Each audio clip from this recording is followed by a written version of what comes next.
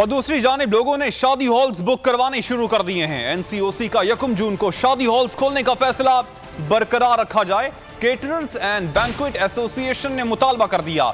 Association के chairman कैसर मंसूर शेख कहते हैं, मुसलसल शादी हॉल्स की बंदिश से इस शोबे से वाबस्ता 10 लाख अफराद का रोजगार दाव पर लग गया है। हॉल में काम करने वाले दिहाड़ीदार मजदूर शादी हॉल्स खुलने का इंतजार कर रहे हैं। 1 जून के लिए एनसीओसी फेडरल ने असद उमर साहब ने एक अनाउंसमेंट की थी, तो उस अनाउंसमेंट और इस 2 हफ्ते में 3 दिन का फर्क था। और जबकि सिंध गवर्नमेंट सबसे ज़्यादा फोर्सफुली और सबसे ज़्यादा हार्ड वर्क करके वैक्सीन्स लगा रही है, 1.5 से 2 लाख वैक्सीन्स की एवरेज से लगे तो 10 दिन के अंदर 20-25 लाख वैक्सीन्स लग रही हैं। तो इसकी ज़रूरत नहीं थी। लाखों लोग बेरोजगार, लाखों लोग, शादियां रुक गई। 1 जून के साथ लोगों ने एक दिन में शादियां बुक करवाई।